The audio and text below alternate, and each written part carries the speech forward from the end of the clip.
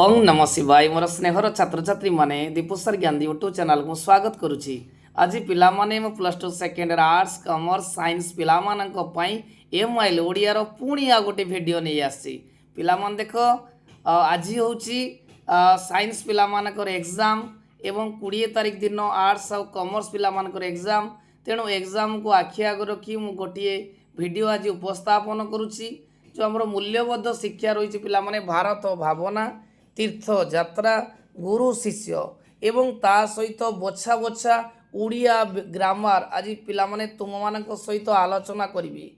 पिला माने देखो साइंस पिला को exam pi best of luck. निश्चय एग्जाम बहुत भल हम। आगो को आर्ट्स एवं कॉमर्स पिला एग्जाम अच्छी सबू पिला मानकर एग्जाम बहुत भल हम। भगवान ठार प्रार्थना करुच्ची जे समस्त एग्जाम भल हो। आज पिला माने मु भारत भावना तीर्थ यात्रा गुरु शिष्यर समस्त बछा बछा क्वेश्चन आलोचना करुच्ची। ता सहित विगत 8 वर्ष मध्य जो ग्रामर गुड़िक ओडिया व्याकरण गुड़िक आसी ताहाको अनुध्यान करी मु निजे हाथ लेखा द्वारा आज गोटे नोट तैयारी करिछि जाकि तुम मान सहित आलोचना करी। निश्चय पिला माने परीक्षा आगू जीवा पूर्व टिके देखि नहीं जीवो। निश्चय एई वीडियोटी तुम पई उपयोगी साब्यस्त हो। एबे पिला माने आगे मु ओडिया ग्रामर आलोचना करी तापरे भारत भावना तीर्थ यात्रा गुरु शिष्य एवं ओडिया व्याकरण समस्त क्वेश्चन आलोचना करी। कवितार कवि किए मुझे कहली जे भारत भावना कवितार कवि होचंती मधुसूदन राव। नेक्स्ट क्वेश्चन भारत भावना कविताटी कविंकर केउ कविता संकलन रु आसी अछि। एटा बहुत इंपोर्टेंट क्वेश्चन पिला माने जे भारत भावना ये जो भारत भावना यही कविताटी कविंकर कुसुमांजलि कविता संकलन रु आसी अछि। नेक्स्ट क्वेश्चन भारत भावना कविताटी केते पंक्ति विशिष्ट। पिला मान देखो ए क्वेश्चन डी सब बेले आसे आउट डिस्कशन करि दउछि जे भारत भावना कविताटी कविंकर कुसुमांजलि कविता रु आसी अछि। एटार केतोडी पंक्ति अछि पिला माने 11टी पंक्ति रही। नेक्स्ट क्वेश्चन पुण्य भूमि बोली कवि काहाको कहिसंती। भक्त कवि मधुसूदन राव काहाको पुण्य भूमि बोली कहिसंती। उत्तर पिला मन अछि भारत वर्ष को जे पुण्य भूमि बोली कवि भारत वर्ष को कहिसंती। नेक्स्ट क्वेश्चन भारत कोन पई भुवन विदित। परीक्षा क्वेश्चन पड़ते ऑप्शन भी छुआ देइथिबो जे भारत कोन पाई भुवन विदित ना भारत पुण्य भूमि पाई। जे उत्तर कोन पिला माने जे भारत पुण्य भूमि पाई भाबरे भुवन विदित। नेक्स्ट क्वेश्चन आर्य गौरवर रंगभूमि बोली काहाको कहा जाइछि। आउतर पिला माने क्वेश्चन रिपीट कर दोछि आर्य गौरवर रंगभूमि बोली काहाको कहा जाइछि। उत्तर पिला मान होछि ए भारत को कहा जाइछि। आर्य गौरवर रंग भूमि बोली पुण्य भूमि भारत को कहा जाइछि। नेक्स्ट क्वेश्चन भारतर महिमा किपरि झंकृत होइछि। आउथरे क्वेश्चन पिला माने रिपीट कर दो देखो जे भारतर महिमा किपरि झंकृत होइछि। उत्तर होछि भारतर महिमा गंभीर संगीत भावरे झंकृत होइछि। आउतर पिला मन को देखो जे भारतर महिमा किपरि झंकृत होइछि ना भारतर महिमा गंभीर संगीत भावरे झंकृत होइछि। नेक्स्ट क्वेश्चन जे भारतर महिमा संगीत केउठारे झंकृत होइछि। छोटो छोटो वेट क्वेश्चन आराम से खाता ठारी देले 10 दिन मन रहि जबो। 10 दिन गोटे दिन मन रहि जबो बारंबार पढिले हिजबो जे भारतर महिमा संगीत दिग दिगंतरे झंकृत होइछि। 9 नंबर क्वेश्चन कहिछि सुमनज्ञ असा सरोवर बोली काहाको कहा जाइछि। मनोक्त पिला माने जे सुमनज्ञ असा सरोवर बोली भारत को कहा जाइछि। विषयटी ना होछि भारत भावना। तेनु उत्तर बहुत भारत आसीबो। काहारो ज्ञानामृत पानरे धरणी कृतार्थ होइछि। आउथरे पिला माने कहि देखो काहारो ज्ञानामृत पानरे ଧରଣୀ କୃତାର୍ଥ ହୋଇଛି? ଉତ୍ତର ହେଉଛି ଭାରତର। ଯେ ଭାରତର ସୁମନଜ୍ଞ ଆଶା ସରୋବରରେ ଜ୍ଞାନମୃତ ପାନରେ ଧରଣୀ କୃତାର୍ଥ ହୋଇଛି। ନେକ୍ସଟ କ୍ୱେଶ୍ଚନ 11 ନମ୍ବର, ଯେ ବସୁଧାର ସମୁଜଳ ମଣି କିଏ? ଆଉ ଥରେ ପିଲାମାନେ ରିପିଟ୍ କରୁଛି, ଯେ ବସୁଧାର ସମୁଜଳ ମଣି କିଏ? ନା ସେଇ ପୁଣ୍ୟଭୂମି ଭାରତ। ନେକ୍ସଟ କ୍ୱେଶ୍ଚନ, ଭାରତ କାହାର ଜନନୀ? ପିଲାମାନେ ଦେଖ, ଭାରତ କାହାର ଜନନୀ? ବହୁତ ଇମ୍ପୋର୍ଟାଣ୍ଟ। ଭାରତ ମୃତ୍ୟୁଞ୍ଜୟ ସନ୍ତାନ ମାନଙ୍କର ଜନନୀ। ଯେ ଭାରତ କାହାର ଜନନୀ? ନା ଭାରତ ମୃତ୍ୟୁଞ୍ଜୟ ସନ୍ତାନ ମାନଙ୍କର ଜନନୀ। ଭାରତର ମୃତ୍ୟୁଞ୍ଜୟ ସନ୍ତାନ ମାନଙ୍କର କ'ଣ? ସେଇ କ୍ୱେଶ୍ଚନ ରିପିଟ୍ କଲା, ଯେ ଭାରତ ମୃତ୍ୟୁଞ୍ଜୟ ସନ୍ତାନ ମାନଙ୍କର ଅମୃତମୟ ଜନନୀ। ନେକ୍ସଟ କ୍ୱେଶ୍ଚନ ପିଲାମାନଙ୍କୁ ଆଲୋଚନା କରିବା, କବି କ'ଣ ବିଶ୍ୱାସ କରିପାରୁନାହାନ୍ତି? କବି ଭକ୍ତ କବି ମଧୁସୂଦନ ରାଓ କ'ଣ ବିଶ୍ୱାସ କରିପାରୁନାହାନ୍ତି?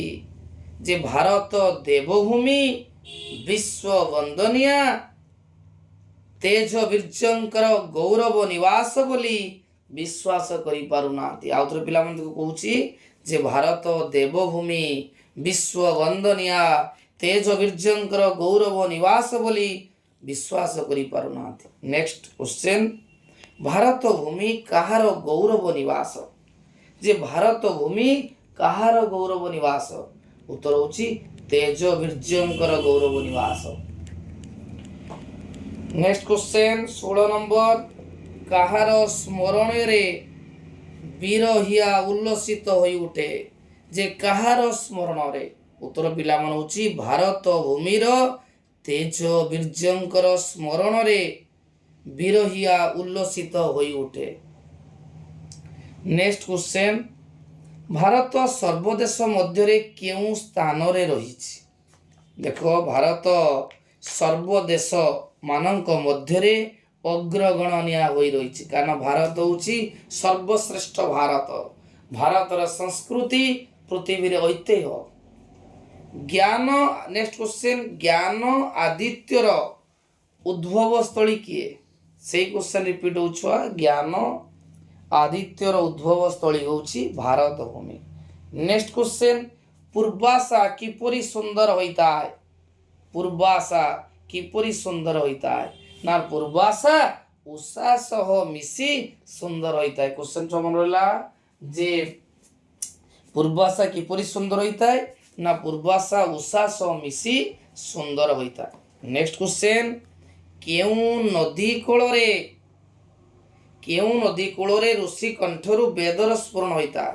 ଯେ ପ୍ରାଚୀନ ଯଦି ଐତିହାସିକ ଦେଖିବା ଭାରତବର୍ଷରେ କେଉଁ ନଦୀରୁ ପବିତ୍ର ଆର୍ଯ୍ୟ ବା ମୁନି ଋଷି ମାନଙ୍କର ସ୍ଫୁରଣ ବା କଣ୍ଠରୁ ବେଦର ସ୍ଫୁରଣ ହୋଇଥିଲା?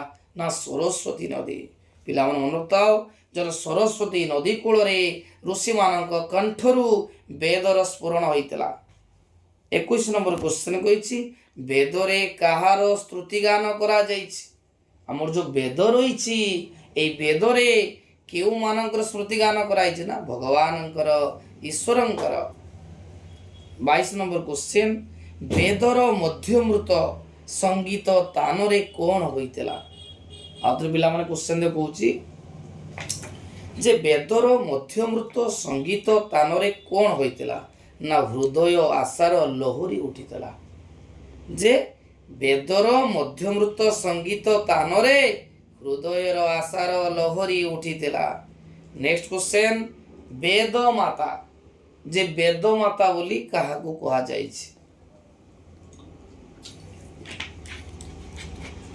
ଦେଖ ପିଲାମାନେ, କ୍ୱେଶ୍ଚନଟି କହିଛି, ବେଦ ମାତା ବୋଲି କାହାକୁ କୁହାଯାଇଛି? ନା ସରସ୍ୱତୀଙ୍କୁ କୁହାଯାଇଛି, ବା ସରସ୍ୱତୀ ନଦୀକୁ କୁହାଯାଇଛି। ମନେ ତ, ଯେ ବେଦ ମାତା ବୋଲି ସରସ୍ୱତୀ ନଦୀକୁ କୁହାଯାଇଛି। ଆର୍ଯ୍ୟ ଦେହ କିପରି ପୁଷ୍ଟ ହୋଇଥିଲା? ଆର୍ଯ୍ୟ ଦେହ କିପରି ପୁଷ୍ଟ ହୋଇଥିଲା? ନା ସରସ୍ୱତୀ ନଦୀର ନୀରରେ ଆର୍ଯ୍ୟ ଦେହ ପୁଷ୍ଟ ହୋଇଥିଲା। କେଉଁ ନଦୀ? ନା ସରସ୍ୱତୀ ନଦୀ। ନେକ୍ସଟ, ଆର୍ଯ୍ୟ କବିର ଆତ୍ମା ପଦ୍ମ କେଉଁଠି ବିକଶିତ ହୋଇଥିଲା? এটা ବହୁତ ଇମ୍ପୋର୍ଟାଣ୍ଟ କ୍ୱେଶ୍ଚନ ପିଲାମାନେ। ଆର୍ଯ୍ୟ କବିର ଆତ୍ମା ପଦ୍ମ କେଉଁଠି ବିକଶିତ ହେଲା? ନା ସରସ୍ୱତୀ ନଦୀର ତୀରରେ, ସରସ୍ୱତୀ ନଦୀ କୂଳରେ ପ୍ରସ୍ଫୁଟିତ ହୋଇଥିଲା। ନେକ୍ସଟ କ୍ୱେଶ୍ଚନ, ଆର୍ଯ୍ୟ କବିର ଆତ୍ମା ପଦ୍ମ କାହା ସହିତ ସମ୍ବନ୍ଧ? ଯେ ଆର୍ଯ୍ୟ କବିର ଆତ୍ମା ପଦ୍ମ କାହା ସହିତ ସମ୍ବନ୍ଧ? ଉତ୍ତର ହେଉଛି ଆର୍ଯ୍ୟ କବିର ଆତ୍ମା ପଦ୍ମ ପରମାତ୍ମା ରୂପୀ ମିହିର ସହିତ ସମ୍ବନ୍ଧ। 27 ନମ୍ବର କ୍ୱେଶ୍ଚନ, କେଉଁ ଋଷି ଅଟଳ ସଂଯମୀ? କେଉଁ ଋଷି ଅଟଳ ସଂଯମୀ? ଋଷି ଅତ୍ରି ଅଟଳ ସଂଯମୀ। ବଶୀନ୍ଦ୍ର କିଏ? ନା ବଶୀନ୍ଦ୍ର ହେଉଛନ୍ତି ଋଷି ବୈଶିଷ୍ଟ୍ୟ। ପରୀକ୍ଷାରେ ସବୁବେଳେ ଆସେ ଯେ ବଶୀନ୍ଦ୍ର କିଏ? ନା ବଶୀନ୍ଦ୍ର ହେଉଛନ୍ତି ଋଷି ବୈଶିଷ୍ଟ୍ୟ। ଅଗ୍ନି ସଂକାଶ କିଏ?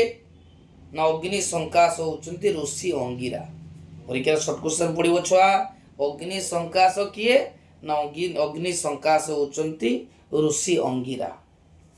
30 ନମ୍ବର କ୍ୱେଶ୍ଚନ କହିଛି ବ୍ୟାସ କଣ ଅଟନ୍ତି? ନା ବ୍ୟାସ ହେଉଛନ୍ତି ତପୋଧର। ରାଜର୍ଷି କିଏ? ନା ରାଜର୍ଷି ହେଉଛନ୍ତି ଋଷି ଜନକ। ପିଲାମାନେ ମନେ ଥାଉ, ରାଜର୍ଷି ହେଉଛନ୍ତି ଋଷି ଜନକ। ଋଷିମାନେ ସୃଷ୍ଟି ତତ୍ତ୍ୱ କିପରି ଧାଇଁଲେ? ଉତ୍ତର ପିଲାମାନେ ହେଉଛି ଋଷିମାନେ ତପସ୍ୟାରେ ନିମଜ୍ଜିତ ରହି ସୃଷ୍ଟି ତତ୍ତ୍ୱ ଧାଇଁଲେ। ଆଉ ଥରେ ପିଲାମାନେ କ୍ୱେଶ୍ଚନଟି ରିପିଟ୍ କରିଦେବେ। ଦେଖ ଯେ ଋଷିମାନେ ସୃଷ୍ଟି ତତ୍ତ୍ୱ କିପରି ଧାଇଁଲେ? ଉତ୍ତର ହେଉଛି ଋଷିମାନେ ତପସ୍ୟାରେ ନିମଜ୍ଜିତ ରହି ସୃଷ୍ଟି ତତ୍ତ୍ୱ ଧାଇଁଲେ। କେଉଁମାନେ ପାପାକ୍ରାନ୍ତ ମେଦିନୀର ଭାର ଉଚ୍ଛ୍ୱାସ କଲେ? କେଉଁମାନେ ପାପାକ୍ରାନ୍ତ ମେଦିନୀର ଭାର ଉଚ୍ଛ୍ୱାସ କଲେ? ନା ଋଷିକନ୍ୟା ଋଷି ପତ୍ନୀମାନେ ପାପାକ୍ରାନ୍ତ ମେଦିନୀର ଭାର ବିଶ୍ୱାସ କଲେ। ନେକ୍ସଟ କ୍ୱେଶ୍ଚନ 34 ନମ୍ବର ଛୁଆମାନେ କ୍ୱେଶ୍ଚନ କହିଛି ମହି ଅଳଙ୍କାର କିଏ? ମହି ଅଳଙ୍କାର କିଏ? ପୃଥିବୀର ଅଳଙ୍କାର କିଏ? ନା ବୀରବୃନ୍ଦ। ନେକ୍ସଟ କ୍ୱେଶ୍ଚନ, ସଂସାର ଉଚ୍ଚ ନାଦରେ କାହାର ଯଶ ଘୋଷଣା କରୁଛି? ସଂସାର ଉଚ୍ଚ ନାଦରେ କାହାର ଯଶ ଘୋଷଣା କରୁଛି? ଉତ୍ତର ହେଉଛି ସଂସାର ଉଚ୍ଚ ନାଦରେ ବୀରତ୍ୱର ଯଶ ଘୋଷଣା କରୁଛି। ଆଉ ତ ଚକୁ ଦେଖ, ସଂସାର ଉଚ୍ଚ ନାଦରେ କାହାର ଯଶ ଘୋଷଣା କରୁଛି? ନା ବୀରତ୍ୱର। ନେକ୍ସଟ କ୍ୱେଶ୍ଚନ, ଆଦି ମହାକବି ବୋଲି କାହାକୁ କୁହାଯାଇଛି? ଆଦି ମହାକବି ବୋଲି କାହାକୁ କୁହାଯାଇଛି? ନା ଋଷି ବାଲ୍ମୀଙ୍କୁ କୁହାଯାଇଛି। ଯିଏ ମହାଭାରତ ରଚନା କରିଥିଲେ ଆଦି ମହାକବି ବୋଲି ଋଷି ବାଲ୍ମୀଙ୍କୁ କୁହାଯାଇଛି। ଅଯୋଧ୍ୟା କାହିଁକି ଧନ୍ୟା? ନା ଯୋଦ୍ଧାମାନଙ୍କର ଜନନୀ ହେତୁ ଅଯୋଧ୍ୟା ଧନ୍ୟା। ଦେଖ ପିଲାମାନେ ମନେ ଥାଉ ଯେ ଅଯୋଧ୍ୟା କାହିଁକି ଧନ୍ୟ? ନା ଯୋଦ୍ଧାମାନଙ୍କର ଜନନୀ ହେତୁ ଅଯୋଧ୍ୟା ଧନ୍ୟା। ଭାରତର ହୃଦ୍ କୌସ୍ତବ ବୋଲି କାହାକୁ କୁହାଯାଇଛି? ଭାରତର ହୃଦ୍ କୌସ୍ତବ ନା କାହାକୁ? ନା ଇନ୍ଦ୍ରପ୍ରସ୍ଥ ଆଉ ହସ୍ତିନାପୁରକୁ କୁହାଯାଇଛି ଯେ ଭାରତର ହୃଦ୍ କୌସ୍ତବ। କେଉଁ କଲଳିନୀ ଅବିରତ ନୃତ୍ୟରେ ରତ ଥିଲା? ବହୁତ ଇମ୍ପୋର୍ଟାଣ୍ଟ କ୍ୱେଶ୍ଚନ ପିଲାମାନେ। କେଉଁ କଲଳିନୀ ଅବିରତ ନୃତ୍ୟରେ ରତ ଥିଲା? ଉତ୍ତର ହେଉଛି ଯମୁନା। ଯମୁନା ନଦୀ ଅବିରତ ନୃତ୍ୟରେ ରତ ଥିଲା। କାହାର ମୋହନ ଛବି ନୟନରେ ଦୁର୍ଲଭ ଥିଲା? କାହାର ମୋହନ ଛବି ନୟନରେ ଦୁର୍ଲଭ ଥିଲା? ନା ଇନ୍ଦ୍ରପ୍ରସ୍ଥ ଆଉ ହସ୍ତିନାର ମୋହନ ଛବି ନୟନରେ ଦୁର୍ଲଭ ଥିଲା। ନେକ୍ସଟ କ୍ୱେଶ୍ଚନ, କାହାର ଚିତ୍ର ଘୋର ଭୈରବ ପରି ଅଟେ? କାହାର ଚିତ୍ର ଘୋର ଭୈରବ? ନା ଉତ୍ତର ହେଉଛି କୁରୁକ୍ଷେତ୍ର। ଯେଉଁଠି ପାଣ୍ଡବ ଆଉ କୌରବ ମଧ୍ୟରେ ଯୁଦ୍ଧ ହୋଇଥିଲା ସେ ସ୍ଥାନଟି କୁରୁକ୍ଷେତ୍ର କୁହାଯାଏ। ସେ କୁରୁକ୍ଷେତ୍ର ରଣସ୍ଥଳୀର ଚିତ୍ର ଘୋର ଭୈରବ ଅଟେ। ମହାଭାରତର ମହାରଥୀ ମାନେ କିଏ ଥିଲେ? ଯେଉଁ ମହାଭାରତ ଯୁଦ୍ଧ ଯେଉଁ ପାଣ୍ଡବ କୌରବ ମାନଙ୍କ ମଧ୍ୟରେ ହୋଇଥିଲା ସେତେବେଳେ ମହାନ ଯୋଦ୍ଧା ମାନେ କିଏ ଥିଲେ? ନା ଭୀଷ୍ମ, ପିତାମହ ଭୀଷ୍ମ, ଗୁରୁ ଦ୍ରୋଣ, କର୍ଣ୍ଣ, ଭୀମ, ଅର୍ଜୁନ, ଦୁର୍ଯ୍ୟୋଧନ ଏମାନେ ସବୁ ମହାନ ଯୋଦ୍ଧା ଥିଲେ। ନେକ୍ସଟ କ୍ୱେଶ୍ଚନ ଛୁଆ, ଭାରତ ଭୂମି ଯୁଗ ଯୁଗ ଧରି କେଉଁଥିରେ ପୀଡ଼ିତ ଥିଲା? ଯେଉଁ ଭାରତ ଯେଉଁ ପୁଣ୍ୟଭୂମି ଭାରତ ଯୁଗ ଯୁଗ ଧରି କେଉଁଥିରେ ପୀଡ଼ିତ ଥିଲା? ଉତ୍ତର ହେଉଛି କୁସଂସ୍କାର ଆଉ ଅନ୍ଧକାର। କୁସଂସ୍କାର ଆଉ ଅନ୍ଧକାରରେ ପୀଡ଼ିତ ଥିଲା।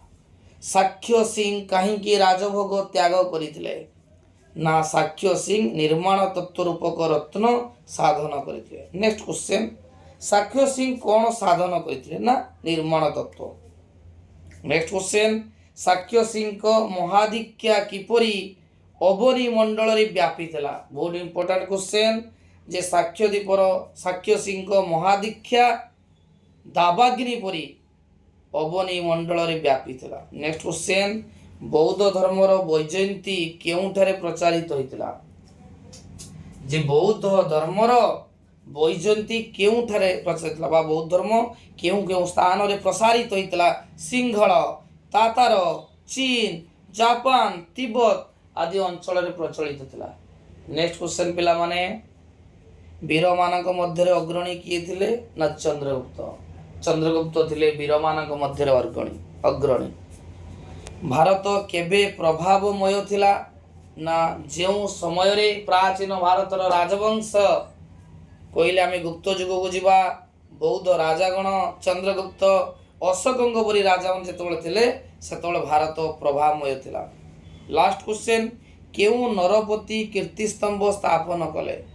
କେଉଁ ନରପତି କୀର୍ତ୍ତିସ୍ତମ୍ଭ ସ୍ଥାପନ କରିଥିଲେ?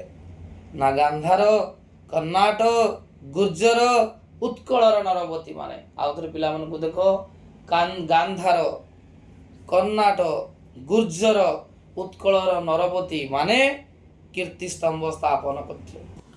ଦେଖ ପିଲାମାନେ, ପ୍ରଥମ କ୍ୱେଶ୍ଚନ୍ କହିଛି କେଉଁ ବ୍ୟକ୍ତି ଗୁରୁ ବ୍ୟବହାର ପାଇବାକୁ ଯୋଗ୍ୟ ହୋଇଥାଏ? ବହୁତ ଇମ୍ପୋର୍ଟାଣ୍ଟ କ୍ୱେଶ୍ଚନ୍ ପିଲାମାନେ, କେଉଁ ବ୍ୟକ୍ତି ଗୁରୁ ବ୍ୟବହାର ପାଇବାକୁ ଯୋଗ୍ୟ ହୋଇଥାଏ? ଉତ୍ତର ପିଲାମାନେ ହେଉଛି ଯେଉଁ ବ୍ୟକ୍ତି ଯାହାଙ୍କ ଠାରୁ ଅଧିକ ଜାଣିଥାଏ। ଯେଉଁ ବ୍ୟକ୍ତି ଯାହାଙ୍କ ଠାରୁ ଅଧିକ ଜାଣିଥାଏ ସେହି ବ୍ୟକ୍ତି ତାଠାରୁ ଗୁରୁ ବ୍ୟବହାର ପାଇବାକୁ ଯୋଗ୍ୟ। ବହୁତ ସୁନ୍ଦର କ୍ୱେଶ୍ଚନ୍, ବହୁତ ଇମ୍ପୋର୍ଟାଣ୍ଟ ପିଲାମାନେ, ବୁଝିବାକୁ ଚେଷ୍ଟା କର। କେଉଁ ବ୍ୟକ୍ତି ଗୁରୁ ବ୍ୟବହାର ପାଇବାକୁ ଯୋଗ୍ୟ ହୋଇଥାଏ? ନା ଯେଉଁ ବ୍ୟକ୍ତି ଯାହାଙ୍କ ଠାରୁ ଅଧିକ ଜାଣିଥାଏ। ଆମେ ଯେଉଁ ଜ୍ଞାନ ପାଇଛେ, ଆମେ ଯେଉଁ ଗୁରୁଙ୍କ ପାଖରୁ ଆମେ ଜ୍ଞାନ ପାଇଛୁ, ତାଙ୍କ ଆଶୀର୍ବାଦ ପାଇଛୁ, ସେ ହେଉଛନ୍ତି ଆମର ପ୍ରକୃତ ଗୁରୁ। ତାଙ୍କୁ ହିଁ ଗୁରୁ ବୋଲି କୁହାଯାଏ, ଯାହାଙ୍କଠାରୁ ଆମେ ଶିଖିଛୁ, ଜାଣିଛୁ, ଜ୍ଞାନର ପରିପକ୍ୱତା ପାଇଛୁ। ନେକ୍ସଟ କ୍ୱେଶ୍ଚନ୍, କିଏ ଜଗତରେ ବଡ଼? ଯଦି ଜଗତରେ ବଡ଼ କହିଯାଏ, ସବୁଠାରୁ ଜଗତରେ ବଡ଼ ହେଉଛନ୍ତି ଗୁରୁ। ବିଷୟଟି ପିଲାମାନେ ହେଉଛି ଗୁରୁ ଶିଷ୍ୟ। କବି କିଏ? ନା ସ୍ୱଭାବକବି ଗଙ୍ଗାଧର ମେହେର। ନେକ୍ସଟ କ୍ୱେଶ୍ଚନ୍, ଗୁରୁ ନିଜକୁ କ'ଣ ବୋଲି ଗଣନା କରନ୍ତି? ଯେଉଁ ପ୍ରତ୍ୟେକ ଗୁରୁ ନିଜକୁ କ'ଣ ବୋଲି ମନେ କରନ୍ତି? ନା ଶିଷ୍ୟ ଭାବେ ଗଣନା କରନ୍ତି। ଆଜି ଛୁଆ ଯିଏ ଶିଷ୍ୟ ଥିବ, କିଛି ଦିନ ବଡ଼ ହେଇସାରିଲା ପରେ ସିଏ ବି ଗୁରୁ ହେଇଯିବ। ତେଣୁ ଗୁରୁ ନିଜକୁ ଶିଷ୍ୟ ଭାବେ ଗଣନା କରନ୍ତି, କାରଣ ସମସ୍ତଙ୍କର ଜାଣିବାର ଆଗ୍ରହ ଥାଏ। ଯେତେ ପାଠ ଯେତେ ପଢ଼ିଲେ ବି କେବେ ସରେନି। ବୃଦ୍ଧ ଆସିବା ପର୍ଯ୍ୟନ୍ତ ସମସ୍ତେ ପଢ଼ି ଚାଲନ୍ତି। ଜ୍ଞାନର ପରିପକ୍ୱତା ବଢ଼ିବା ପାଇଁ ସମସ୍ତେ ଚେଷ୍ଟା କରନ୍ତି କିପରି ଜ୍ଞାନର ଭଣ୍ଡାର ବଢ଼ିବ। ନେକ୍ସଟ କ୍ୱେଶ୍ଚନ୍, ପଠିତ କବିତାରେ ମାନବକୁ କିଏ ଉପଦେଶ ପ୍ରଦାନ କରନ୍ତି? ଅନନ୍ତ ଜଗତ ଗୁରୁ ବେଶ ଧାରଣ କରି ମାନବକୁ ଉପଦେଶ ପ୍ରଦାନ କରନ୍ତି। କ୍ୱେଶ୍ଚନ୍ ପିଲାମାନେ କହିଛି, ପଠିତ କବିତାରେ ମାନବକୁ କିଏ ଉପଦେଶ ପ୍ରଦାନ କରନ୍ତି? ଅନନ୍ତ ଜଗତ ଗୁରୁ ବେଶ ଧାରଣ କରି ମାନବକୁ ଉପଦେଶ ପ୍ରଦାନ କରନ୍ତି। ନେକ୍ସଟ କ୍ୱେଶ୍ଚନ୍, ଗୁରୁ କାହାକୁ ସର୍ବଦା ଉପଦେଶ ଦେଇଥାନ୍ତି? ନା ମାନବକୁ। ଏ ଯେଉଁ ଗୁରୁ ଶ୍ରେଷ୍ଠ ଗୁରୁ ସବୁବେଳେ ମାନବକୁ ଉପଦେଶ ଦେଇଥାନ୍ତି।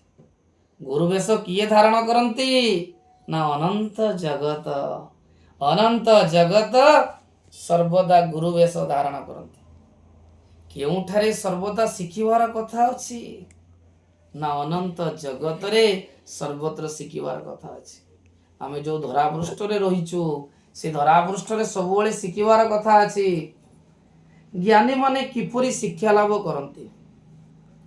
ବହୁତ ଇମ୍ପୋର୍ଟାଣ୍ଟ କ୍ୱେଶ୍ଚନ୍, ଜ୍ଞାନୀମାନେ କିପରି ଶିକ୍ଷା ଲାଭ କରନ୍ତି?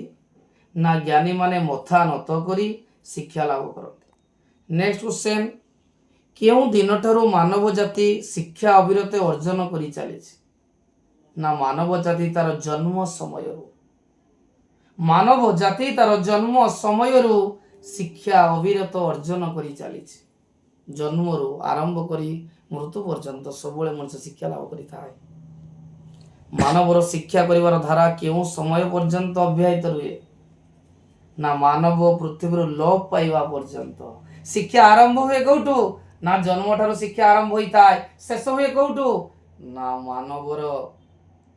ମାନବ ପୃଥିବୀରୁ ଲୋପ ନ ପାଇବା ପର୍ଯ୍ୟନ୍ତ ତାର ଶିକ୍ଷା ଅର୍ଜନ ଅବ୍ୟାହତ ରହିଥାଏ। ମଣିଷ କେତେବେଳେ ଜ୍ଞାନ ନଷ୍ଟ ହୁଏ? ମଣିଷର କେତେବେଳେ ଜ୍ଞାନ ନଷ୍ଟ ହୁଏ? ନା ମଣିଷ ମନରେ ଗୁରୁ ଗୌରବ ଭାବନା ପୋଷଣ କରି ଗର୍ବ କଲେ। ଯେ ମଣିଷ ମନରେ ଗୁରୁ ଗୌରବର ଭାବନା କରି ଗର୍ବ କଲେ, ଗର୍ବ କରିବ ମାନେ ତାର ଜ୍ଞାନ ନଷ୍ଟ ହବ। କବି କହିଛନ୍ତି ଗର୍ବ ଯେତେବେଳେ କରିବ ତାର ଜ୍ଞାନ ନଷ୍ଟ ହୋଇଯିବ। ଯୋଗ୍ୟତମ ଗୁରୁ କାହାକୁ କହନ୍ତି? ଯିଏ ନିରନ୍ତର ନିଜକୁ ଶିଷ୍ୟ ଭାବରେ ଗଣନା କରେ ସେ ଯୋଗ୍ୟତମ ଗୁରୁ ହୋଇଥାଏ। ବହୁତ ଇମ୍ପୋର୍ଟାଣ୍ଟ କ୍ୱେଶ୍ଚନ ପିଲାମାନେ, ପରୀକ୍ଷାରେ ଏଇଟା ଆସିବା ସୁନିଶ୍ଚିତ। ବହୁତ ଇମ୍ପୋର୍ଟାଣ୍ଟ। ଯୋଗ୍ୟତମ ଗୁରୁ କାହାକୁ କୁହନ୍ତି? ନା ଯିଏ ନିରନ୍ତର ନିଜକୁ ଶିଷ୍ୟ ଭାବରେ ଗଣନା କରେ। ଯେ ଗୁରୁ ସିଏ ଭାବିବ ଯେ ମୁଁ ସବୁ ଜାଣିଗଲି, ମୁଁ ପଣ୍ଡିତ, ମୁଁ ଶ୍ରେଷ୍ଠ। ନା, ସିଏ ଗୋଟେ ଶିଷ୍ୟ। ଯେତେବେଳେ ଶିଷ୍ୟ ଭାବରେ ନିଜକୁ ଗଣନା କରିବ ସେତେବେଳେ ସେ ଶ୍ରେଷ୍ଠ ହବ। ନିଜେ ନିଜକୁ କେଉଁ ରୂପେ ଗଣନା କରିବା ଉଚିତ? ନିଜେ ନିଜକୁ ନିରନ୍ତର ଶିଷ୍ୟ ରୂପେ ଗଣନା କରିବା ଉଚିତ। ନେକ୍ସଟ କ୍ୱେଶ୍ଚନ, କେଉଁ ବ୍ୟକ୍ତିକୁ ଆମେ ଗୁରୁ ଭାବେ ବିବେଚନା କରିବା? ନା ଯେଉଁ ବ୍ୟକ୍ତି ଆମଠାରୁ ଅଧିକ ଜାଣନ୍ତି ବା ଯିଏ ଆମଠାରୁ ଅଧିକ ଜ୍ଞାନୀ ହୋଇଥାଏ। এটা ବହୁତ ସିମ୍ପଲ କ୍ୱେଶ୍ଚନ ଛୁଆ। ଆମେ କାହାକୁ ଗୁରୁ ବୋଲି ଭାବିବା? ନା ଯିଏ ବ୍ୟକ୍ତି ଆମଠାରୁ ଅଧିକ ଜାଣିଛନ୍ତି ବା ଯାହା ପାଖରେ ଜ୍ଞାନର ପରିପକ୍ୱତା ଅଧିକ ଥାଏ ସେ ଜ୍ଞାନୀ, ଆମେ ତାକୁ ଗୁରୁ ବୋଲି କହିବା। ଏ ଜଗତରେ ଥିବା ଗୁରୁମାନଙ୍କ ବିଷୟରେ କବିତାରେ କ'ଣ କୁହାଯାଇଛି? ଏ ଜଗତରେ ତାଠାରୁ ବଡ଼ ଗୁରୁମାନେ ଅଛନ୍ତି। କବିତାରେ କୁହାଯାଇଛି ଏ ଜଗତରେ ତାଠାରୁ ବଡ଼, ସବୁଠାରୁ ବଡ଼ କିଏ? ଗୁରୁ। ଜ୍ଞାନୀ ଜଗତରେ ଆମେ ଯାହା ଦେଖୁ ସେଥିରେ କେଉଁ କଥା ରହିଥାଏ? ପିଲାମାନେ ଦେଖ, ଆମେ ଯାହା ବି ଦେଖୁ ସେଥିରେ କିଛି ଶିକ୍ଷା ଲାଭ କରିବାର ଥାଏ। ତାର ଅର୍ଥ ହେଉଛି ଯେ ଜଗତରେ ଆମେ ଯାହା ଦେଖୁ ସେଥିରେ ଅନେକ ଶିଖିବାର କଥା ରହିଥାଏ। ନେକ୍ସଟ କ୍ୱେଶ୍ଚନ, ଜ୍ଞାନୀ କେଉଁଠାରୁ ମଥା ନତ କରି ଶିକ୍ଷା ଲାଭ କରିଥାଏ? ଜ୍ଞାନୀ ଏ ଜଗତର ବିଭିନ୍ନ ବସ୍ତୁଠାରୁ ମଥା ନତ କରି ଶିକ୍ଷା ଲାଭ କରିଥାଏ। ଜ୍ଞାନୀ ଏ ଜଗତର ବିଭିନ୍ନ ବସ୍ତୁଠାରୁ ମଥା ନତ କରି ଶିକ୍ଷା ଲାଭ କରିଥାଏ। ଗୁରୁ ଶିଷ୍ୟ କବିତାର କବି କିଏ? ପିଲାମାନେ ଦେଖ, ଗୁରୁ ଶିଷ୍ୟ କବିତାର କବି ହେଉଛନ୍ତି ସ୍ୱଭାବକବି ଗଙ୍ଗାଧର ମେହେର। ଅନନ୍ତ ଜଗତ କେଉଁ ବେଶ ଧାରଣ କରିଥାଏ? जो ଅନନ୍ତ ଜଗତ ଗୁରୁ ବେଶ ଧାରଣ କରିଥାଏ। ଅନନ୍ତ ଜଗତ କ'ଣ ଧାରଣ କରିଥାଏ? ନା ଗୁରୁ ବେଶ। ଯୋଗ୍ୟତମ ଗୁରୁଠାରେ କେଉଁ ଲକ୍ଷଣ ପ୍ରକାଶ ପାଇଥାଏ? ବହୁତ ଇମ୍ପୋର୍ଟାଣ୍ଟ କ୍ୱେଶ୍ଚନ ପିଲାମାନେ ଦେଖ, ଯୋଗ୍ୟତମ ଗୁରୁ ନିଜକୁ ଗୁରୁ ଭାବରେ ବିବେଚନା କରିନଥାନ୍ତି। ଯିଏ ପ୍ରକୃତରେ ଗୁରୁ ଶ୍ରେଷ୍ଠ, ସେ କେବେ ନିଜକୁ ଗୁରୁ ବୋଲି ଭାବେନି। ସେ ନିଜକୁ ଶିଷ୍ୟ ବୋଲି ପରିଚୟ ଦେଇଥାଏ। ନିଜକୁ ଶିଷ୍ୟ ବୋଲି ମନେ କରି ଶିକ୍ଷା ଲାଭ କରିଥାଏ। ଆଉଥରେ ଦେଖ, ଯୋଗ୍ୟତମ ଗୁରୁଠାରେ କେଉଁ ଲକ୍ଷଣ ପ୍ରକାଶ ପାଇଥାଏ? ନା ଯୋଗ୍ୟତମ ଗୁରୁ ନିଜକୁ ଗୁରୁ ଭାବରେ ବିବେଚନା କରିନଥାନ୍ତି, ବରଂ ନିଜକୁ ଜଣେ ଶିଷ୍ୟ ବୋଲି ମନେ କରି ଶିକ୍ଷା ଲାଭ ପାଇଁ ସର୍ବଦା ପ୍ରସ୍ତୁତ ଥାନ୍ତି। ଗୁରୁ ଶିଷ୍ୟ କବିତାରେ ଆମକୁ କେଉଁ ଶିକ୍ଷା ମିଳୁଛି?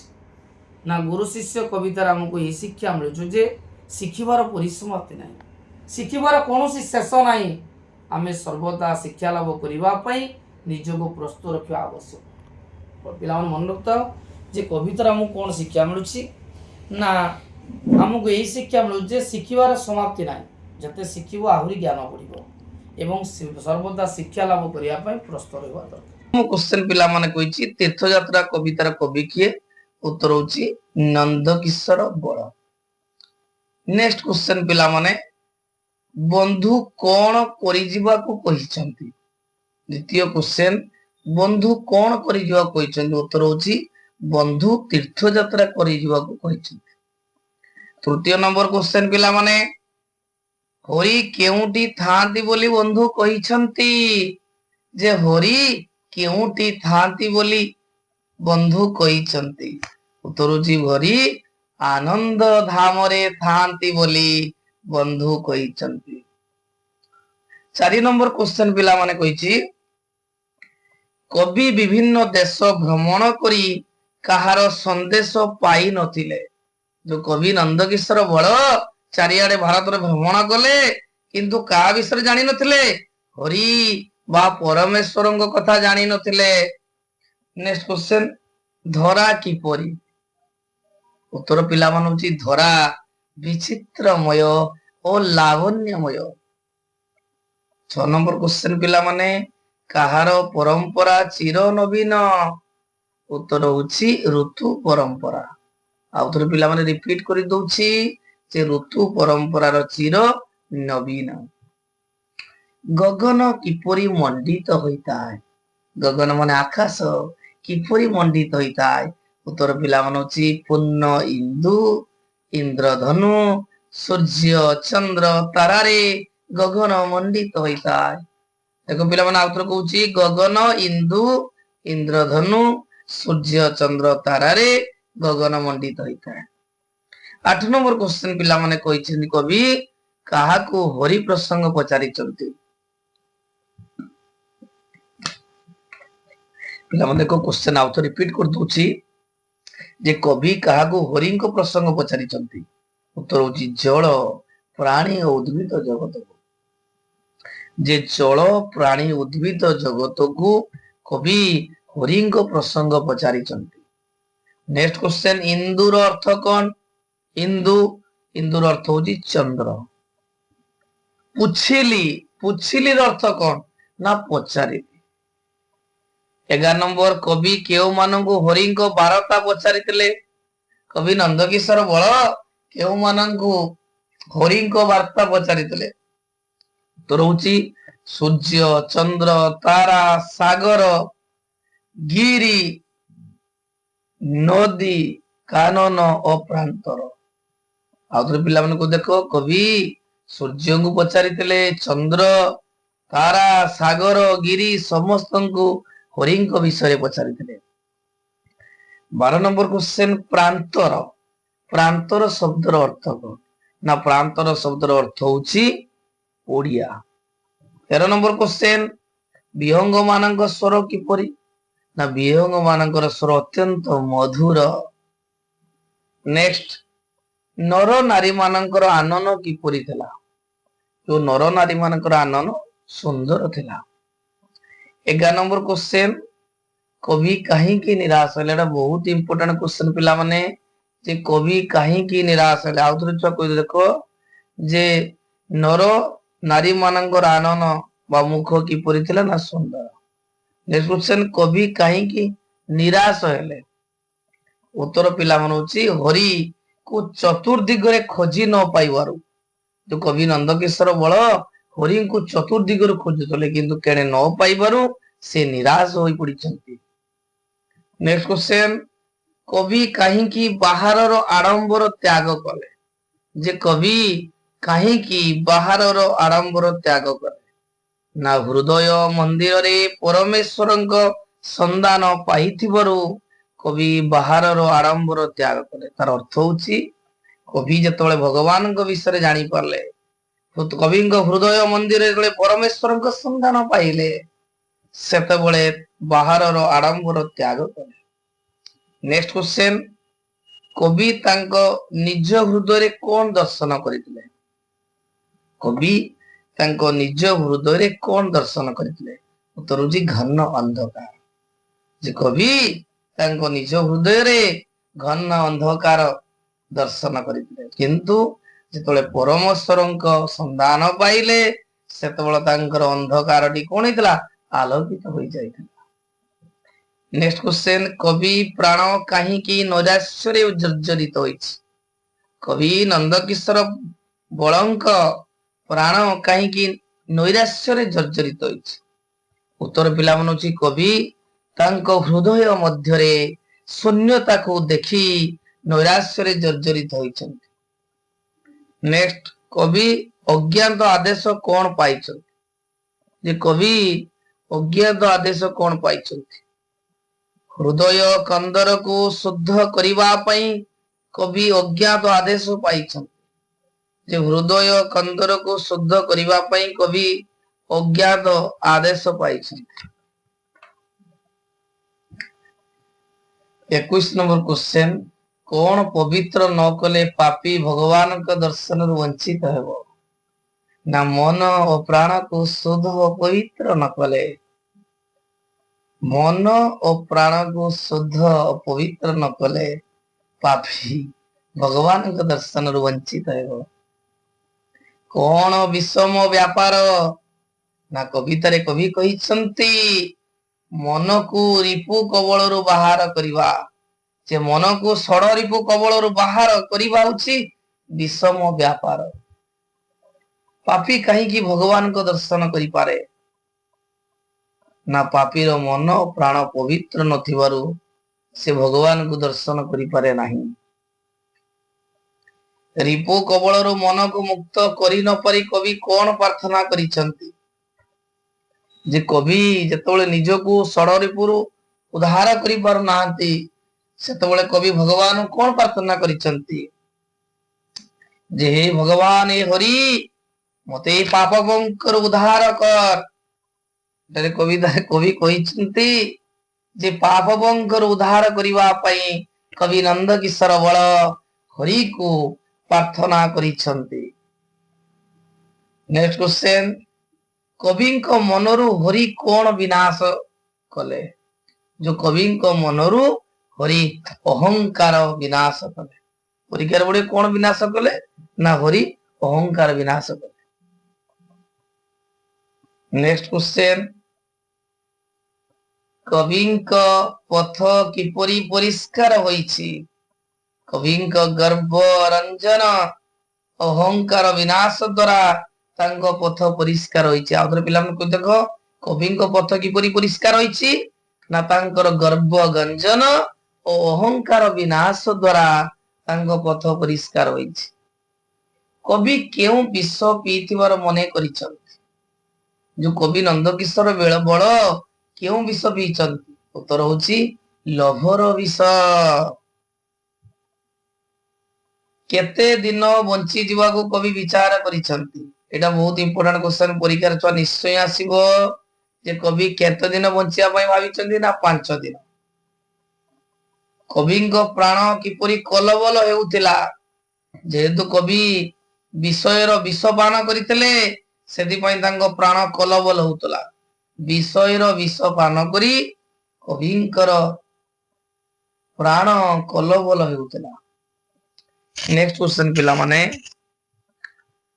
हरिंको दिव्य सुधा पान करी कवि कौन भूली गले हरिंकर सुधा दिव्य सुधा पान करिबा द्वारा कवि समस्त विषाद दुख को भूली गले नेक्स्ट क्वेश्चन कहार दिव्य सुधा पान करी कविंक सकल विषाद भूली जो कवि नंदकिशोर बळ तांकर जो सब दुख दूर करितले कहा द्वारा ना हरिंकर दिव्य सुधा पान करिवा द्वारा सुधा शब्दर अर्थ कौन ना अमृत कवि जेतले अमृत पान कले सेतले सब दुख दूर होइतला किए कहा को डरे टाणी नेउथिला हरि कवि को डरे टाणी नेइतले क्वेश्चन बहुत इंपोर्टेंट किए कहा को डरे टाणी नेउथला ना हरि कवि को डरे टाणी नेइतले विष पान कले प्राण कौन हुए समस्त पिला मान जानिचो जदि विष पीवा कलबल हवा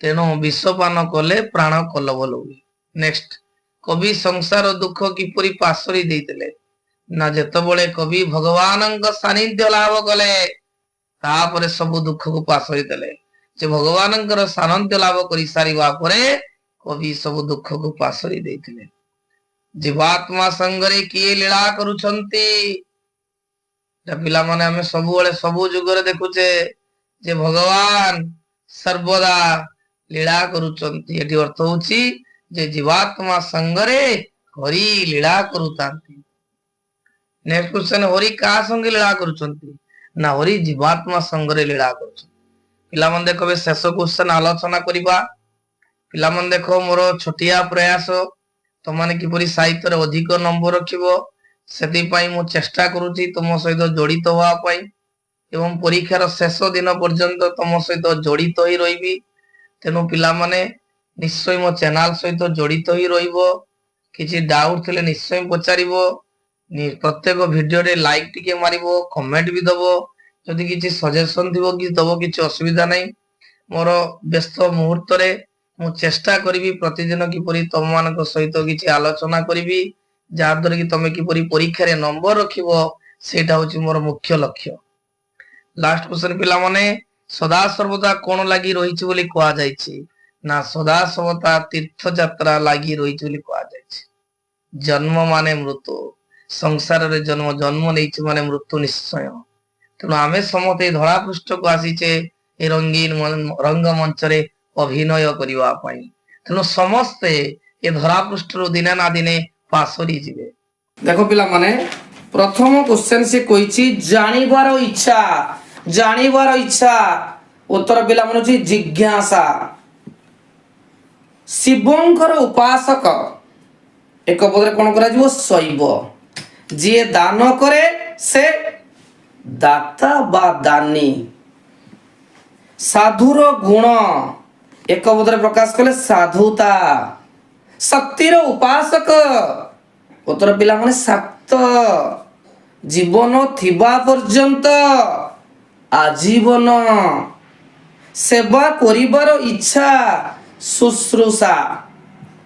ଯାହା ପୂର୍ବରୁ ଶୁଣା ଯାଇ ନଥିଲା, ଏଟା ବହୁତ ଇମ୍ପୋର୍ଟାଣ୍ଟ କ୍ୱେଶ୍ଚନ ଛୁଆ ପ୍ରିଭିୟସ୍ ଇୟର ଆସିଥିଲା। ଅଶ୍ରୁତ ପୂର୍ବ। ନାହିଁ ଦୟା ଯାହାର ନିର୍ଦୟ। ଯେତିକି ପିଲାମାନେ ମୁଁ କ୍ୱେଶ୍ଚନ ଆଜି ଡିସ୍କସନ୍ କରିବି, ଏହା ପ୍ରିଭିୟସ୍ ଇୟର ଏଇ କ୍ୱେଶ୍ଚନ ଗୁଡ଼ିକ ସବୁ ଭେରି ହେଉଥିଲା। ତେଣୁ ତାକୁ ମୁଁ ନିଜେ ଛୁଆ ତିଆରି କରି ତୁମ ସହିତ ଡିସ୍କସନ୍ କରୁଛି, ଯାହାକି ପରୀକ୍ଷାରେ 11 ରୁ 11 ମାର୍କ ଆସିବ। ପିଇବାକୁ ଇଚ୍ଛା ପିପାସା। ବିଷ୍ଣୁଙ୍କର ଉପାସକ ଉତ୍ତର ହେଉଛି ବୈଷ୍ଣବ। ଯାହା କଷ୍ଟରେ ଲାଭ କରାଯାଇଛି କଷ୍ଟ ଲବ୍ଧ। ପୁରୋହିତଙ୍କ କର୍ମ ଉତ୍ତର ପିଲାମାନେ ପୌରୋହିତ୍ୟ। ରୀତିକୁ ଅତିକ୍ରମ ନ କରି ଯଥା ରୀତି। 15 ନମ୍ବର ଛୁଆ କହିଛି କାଚ ବିକିବା ବ୍ୟବସାୟ ଯାହାର, ଏକ ପଦରେ କୁହନ୍ତି କାଚରା। ଅହନର ପୂର୍ବ ପୂର୍ବାହନ। ଶୁଣିବାର ଅଯୋଗ୍ୟ ଅଶ୍ରାବ୍ୟ। ଯିଏ ଉପଭୋଗ କରନ୍ତି ଉପଭୋକ୍ତା। ମୂଳରୁ ଚୂଳ ପର୍ଯ୍ୟନ୍ତ ଏକ ପଦରେ କଣ ହବ ପିଲାମାନେ? ଆମୂଳ ଚୂଳ। ଯାହାର ବୋଧ ଜ୍ଞାନ ନାହିଁ ଏକ ପଦରେ ନିର୍ଭୋଧ। ଅର୍ଥ ଅଛି ଜହିଁରେ ସାର୍ଥକ। ସମାନ ଉଦର ଯାହାର ଏକ ପଦରେ ସହୋଦର। ଯାହାକୁ ନିବାରଣ କରିହେବ ନାହିଁ, ଏ ବି ପିଲାମାନେ ପରୀକ୍ଷାରେ ଆସିଥିଲା। ଉତ୍ତର ହେଉଛି ଅନିର୍ବାର୍ଯ୍ୟ। ପ୍ରତିଷ୍ଠା ଲାଭ କରିଛନ୍ତି ଯେ ଲବ୍ଧ ପ୍ରତିଷ୍ଠ। ପିତାଙ୍କର ଭ୍ରାତା ପିତୃବ୍ୟ। ଯିଏ ଗ୍ରନ୍ଥ ସୃଷ୍ଟି କରନ୍ତି ଉତ୍ତର ପିଲାମାନେ ହେଉଛି ଗ୍ରନ୍ଥାକାର। ଯେଉଁ ନାରୀକୁ ସୂର୍ଯ୍ୟ ଦେଖିପାରନ୍ତି ନାହିଁ, ଇଏ ବି ପ୍ରିଭିୟସରେ ଆସିଥିଲା। ଓ ସୂର୍ଯ୍ୟଂ ପଶ୍ୟା। ଭାଷା ମାନଙ୍କର ରାଜା ରାଜଭାଷା। ଇନ୍ଦ୍ରିୟକୁ ଜୟ କରିଛନ୍ତି ଯେ ଉତ୍ତର ହେଉଛି ପିଲାମାନେ ଜିତେନ୍ଦ୍ରିୟ। ପାଦରେ ପିଏ ଯେ ପାଦପ। କାଠ କାଟେ ଯିଏ କାଠୁରିଆ। ଶକ୍ତିକୁ ଅତିକ୍ରମ ନ କରି ଏକ ପଦରେ କଣ ହବ ପିଲାମାନେ? ଯଥାଶକ୍ତି। ଯିଏ ଆଲୋଚନା କରନ୍ତି ଉତ୍ତର ହେଉଛି ଆଲୋଚକ। ଜନଙ୍କର କନ୍ୟା ଉତ୍ତର ହେଉଛି ଜାହ୍ନବୀ। ପୃଥିବୀ ସମ୍ବନ୍ଧୀୟ ପିଲାମାନେ କଣ ହବ? ପାର୍ଥିବ। ଛାଡ଼ିଦେଲେ ଆଉ ଗୋଟେ ବାଟ ଚଲା ଲୋକ। ଅତି ସୁନ୍ଦର କ୍ୱେଶ୍ଚନ। ବାଟୋଇ। ଯିଏ ବଲ କରେ ନାହିଁ। ତମମାନେ ବି ଘର ଛୁଆ ତ କାରି କଥା ମାନୁନି, ତେଣୁ ଉତ୍ତର ହେଉଛି ଅବଲ କରା। ସାଗର ଠାରୁ ନ୍ୟୁନ ଉପସାଗର। ଚାରି ମୁହଁ ମିଶିଛି ଯେଉଁଠି ଉତ୍ତର ହେଉଛି ପିଲାମାନେ ଚଉମୁହାଣୀ। ଭିକ୍ଷାର ଅଭାବ ଦୁର୍ଭିକ୍ଷ। ଗଣପତିଙ୍କର ଉପାସକ ଗାଣପତ୍ୟ। କଣ୍ଠ ପର୍ଯ୍ୟନ୍ତ ଭଜନ ଆକଣ୍ଠ ଭଜନ। ଦେଖ ନେକ୍ସଟ କ୍ୱେଶ୍ଚନ ଛୁଆ କହିଛି ଯେଉଁ ସ୍ଥାନକୁ ସହଜରେ ଗମନ କରିହୁଏ ନାହିଁ ଉତ୍ତର ହେଉଛି ଅଗମ୍ୟ। ପଛରେ ଜନ୍ମ ନେଇଛି ଯେଉଁ ପୁଅ ଅନୁଜ, ଆଗର ହେଲେ ଅଗ୍ରଜ। ଶୋଇବା ସ୍ୱଭାବ ଯାହାର ସହିଷ୍ଣୁ। ଭୃଗୁଙ୍କର ପୁତ୍ର ଭାର୍ଗବ।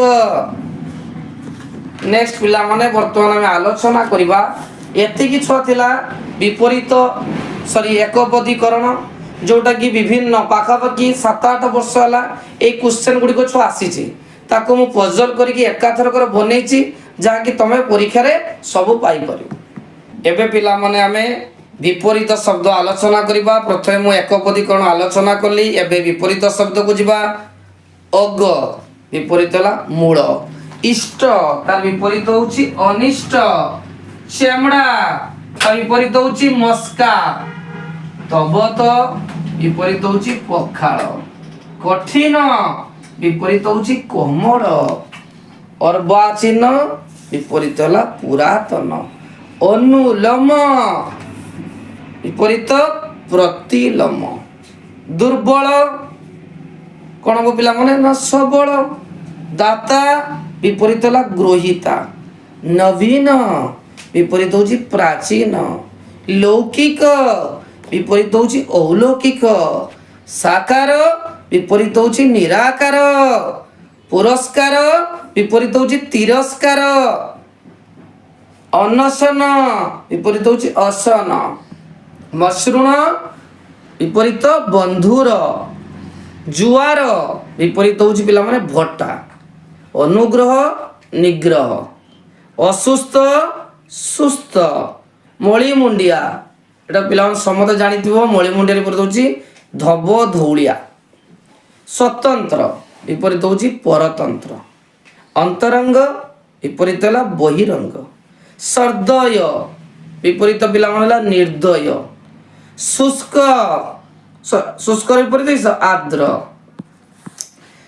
तापर पिला मन देख नेक्स्ट आलोचना करवा से विपरीत ओहिक तार विपरीत हला पारत्रिक, संकोच विपरीत होची प्रसारण, हर्ष खुशी हेबा, विषाद दुख हेबा, अपेक्षा विपरीत होची उपेक्षा, आविर्भाव विपरीत तिरभाव, कीर्ति अकीर्ति, नकली विपरीत होची असली। नेक्स्ट छुआ शौकिया परकिया, उदार अनुदार, मूक उत्तर होची बाचाल, जग विपरीत हला वियोग, आस्तिक विपरीत हला नास्तिक, तेलिया विपरीत होची नुखुरा, अधस्तन विपरीत होची उपरिस्थ, अलस निरलस, अनुकूल विपरीत होची प्रतिकूल, अनाबादी उत्तर होची आबादी, ज्येष्ठ विपरीत होची कनिष्ठ। पिला मन देखो एतिकी मु सिलेक्शन करिछि विपरीत शब्द पई जो प्रीवियस ईयर क्वेश्चन आतला से क्वेश्चन मु तयारी करिछि। एबे पिला मन आलोचना करबा शुद्ध अशुद्ध, जो अशुद्ध देइतिबो हमें शुद्ध करबा। पिला मन देखो प्रथम दिछि नागरिक, नागरिक रो दीर्घ ही अछि सेठी दीर्घ हेबनी, र रे हर्ष हेबो, नराकार ना ग र रसई क। आविर्भूत, आविर्भूत छुआ देखो जे भरे हर्ष भरे रेप करथिला सेटा भूल अछि, ठीक कहलो बा बरसे बी भरे दीर्घ तोरे रेप आविर्भूत।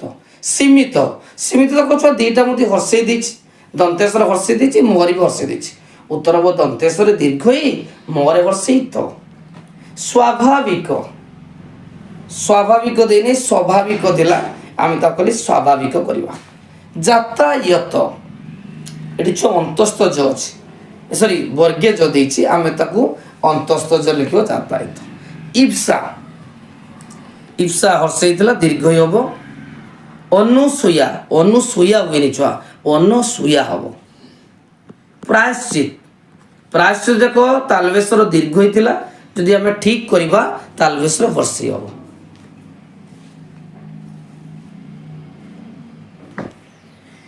अंधुणी, अंधुणी पिला मन देखो मुद्दिणर हर्षई बनाटा कि भूल छुआ मुझे डिटेक्ट कर दूची, ठीक ऊपर भी डिटेक्ट कर दूची।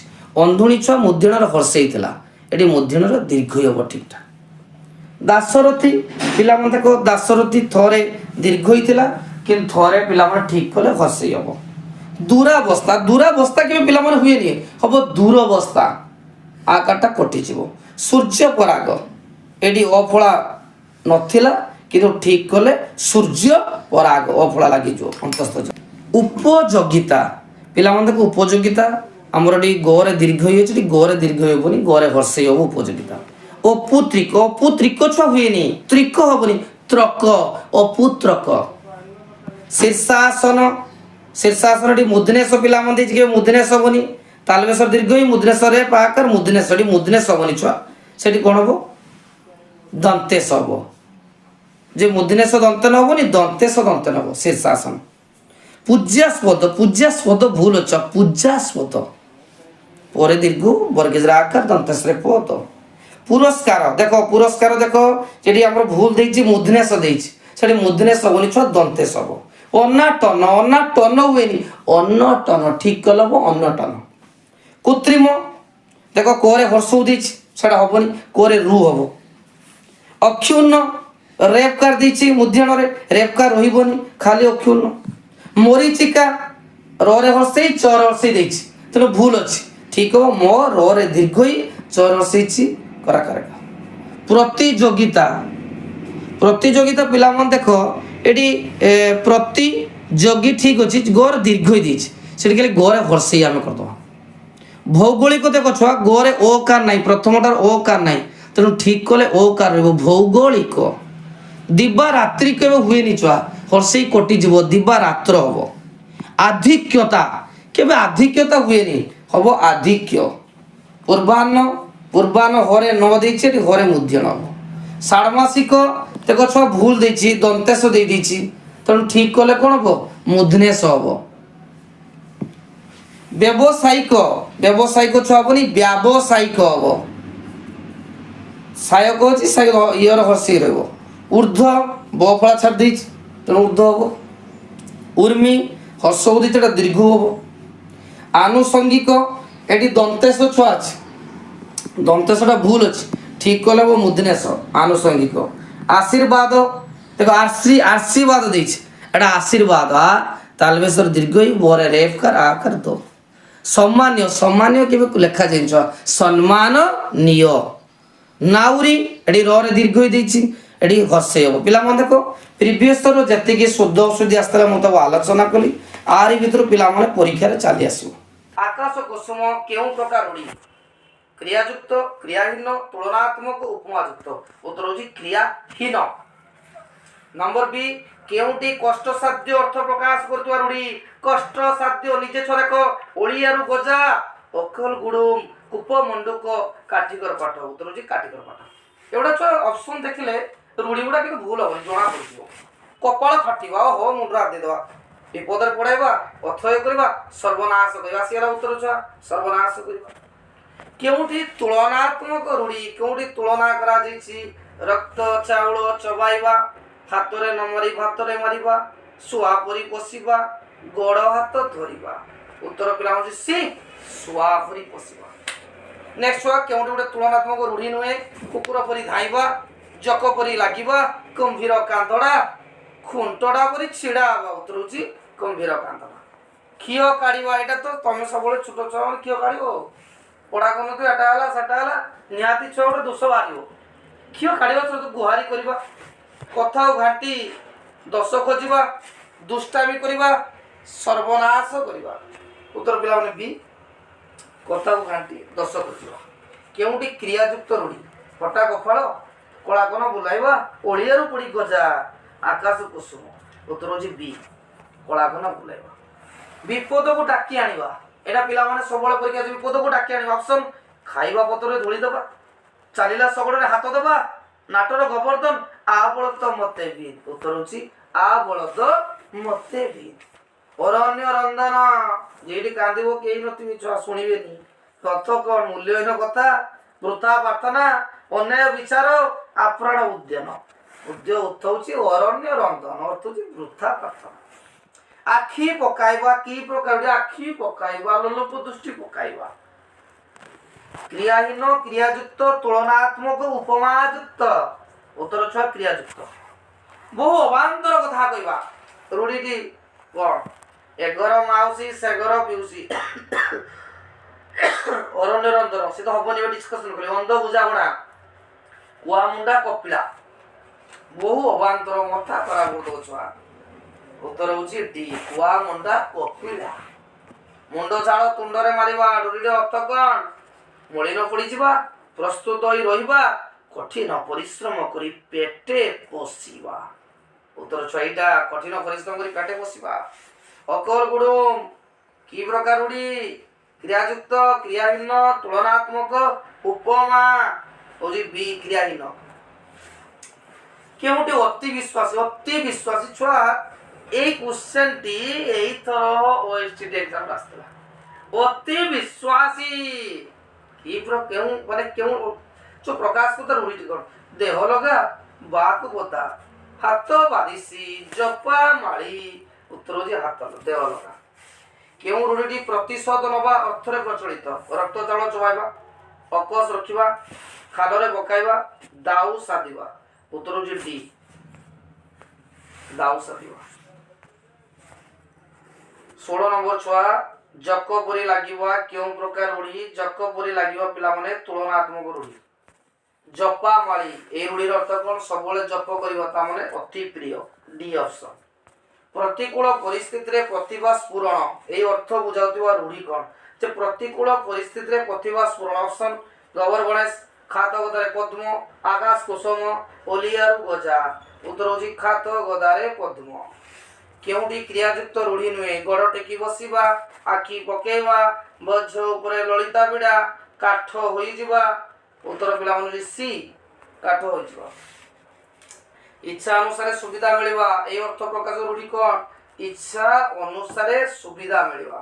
ସ୍ୱ ମୁହଁରେ ପଡ଼ିବା, କପାଳ ଖୋଲିବା, ଗୋଡ଼ ଟେକି ବସିବା, ବିରାଡ଼ି କପାଳକୁ ଶିକା ଛିଣ୍ଡିବା। ଉତ୍ତର ହେଉଛି ବିରାଡ଼ି କପାଳ ଶିଖି।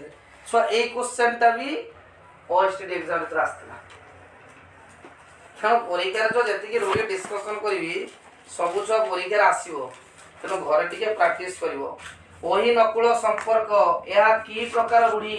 ଉପମାଯୁକ୍ତ, କ୍ରିୟାହୀନ, କ୍ରିୟାଯୁକ୍ତ, ତୁଳନାତ୍ମକ। ଉତ୍ତର ପିଲାମାନେ ହେଉଛି ବି, କ୍ରିୟାଯୁକ୍ତ। ବହୁ ଅବାନ୍ତର କଥା କହିବା ଅର୍ଥ ପ୍ରକାଶ ରୂଢ଼ି କ'ଣ? ଅବାନ୍ତର କଥା କହିବା।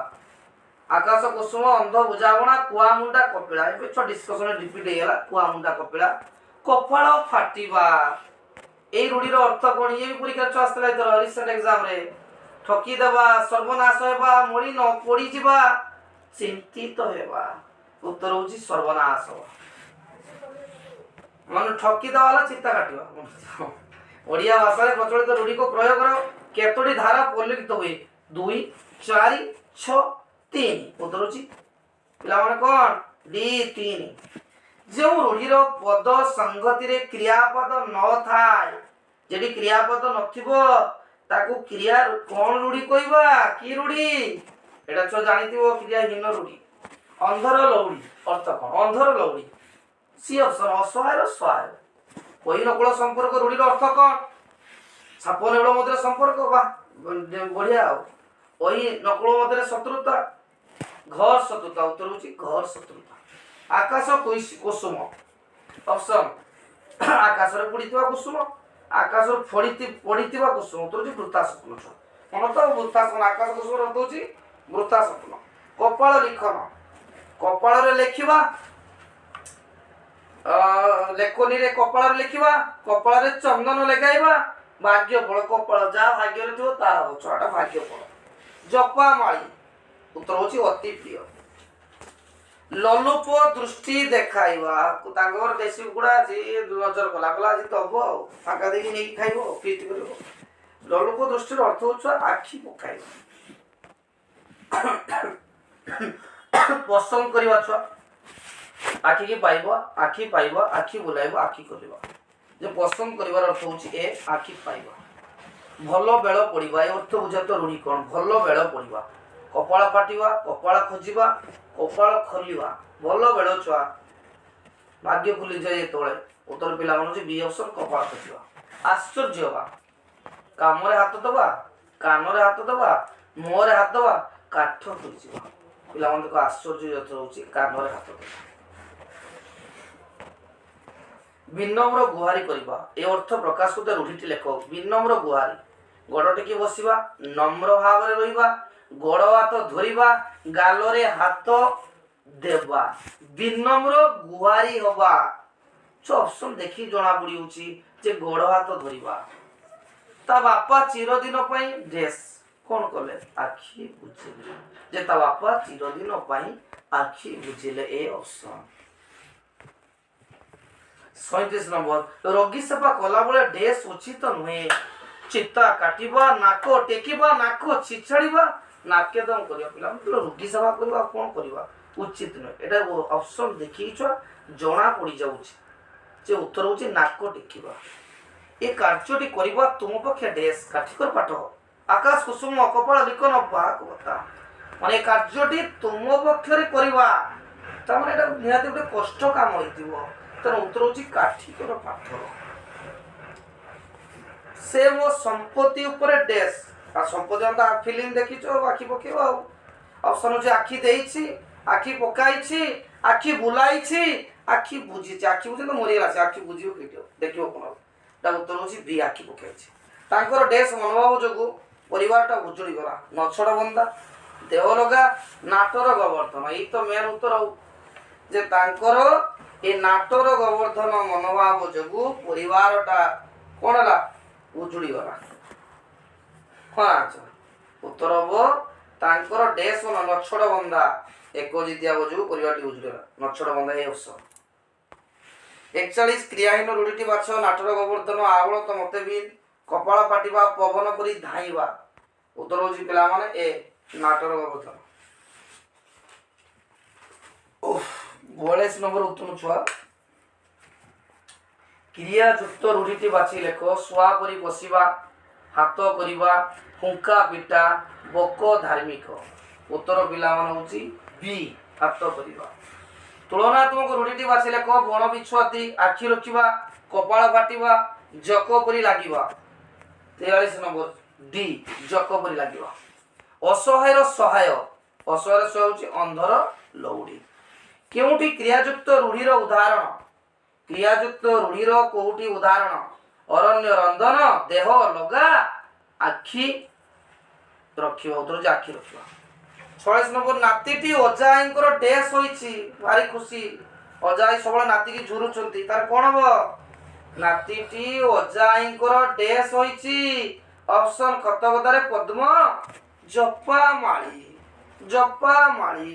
କୂପ ମଣ୍ଡୁକ ଉତ୍ତର ପିଲାମାନେ ହଉଛି ଡି ଜପା ମାଳି ଅତି ଦୁଷ୍ଟାମି କରିବା ଏ ଅର୍ଥ ପ୍ରକାଶ କରୁଛି ରୂଢ଼ି କଣ ଭାରି ଖେଚଡ଼ ହୋ ଜନ୍ମର ଦୋଷ ଭାରି ଖେଚଡ଼ ବହୁତ ଲୋକ ରାଗନ୍ତି ଛୋଟ ଅତି ଖେଚଡ଼ ହେଲେ ସେଟା ହଉଛି ବଣ ବିଛୁଆତି ଭାରି ଦୁଷ୍ଟ ହବ ନା ଚେକ୍ କର ଅତି ଦୁଷ୍ଟାମି କରିବା କଣ ଦେଇଛି ଚାଲିଲା ଶଗଡ଼ରେ ହାତ ଦେବା ବଣ ବିଛୁଆତି ଧାନ ପେଟରୁ ବାଳୁଙ୍ଗା ଜାତ ଗୋଟା ତୁଳସୀ ବ୍ୟୁଟିଫୁଲ ଉତ୍ତର ପିଲାମାନେ ଏ ହଉଛି ଚାଲିଲା ଶଗଡ଼ରେ ହାତ ଦବା ଅତି ଦୁଷ୍ଟାମି କରିବା ବଣ ବିଛୁଆ ଥିଲା 48 ନମ୍ବର କ୍ୱେଶ୍ଚନ ଛୁଆ କେଉଁଠି ତୁଳନାତ୍ମକ ରୂଢ଼ିର ଉଦାହରଣ ଅଟେ ନାଟର ଗୋବର୍ଦ୍ଧନ ହାତ କରିବା ଦାଉ ସାଧିବା ସିଂହ ପରି ସୁଝିବା 48 ନମ୍ବର ଉତ୍ତର ପିଲାମାନେ ହଉଛି ଡି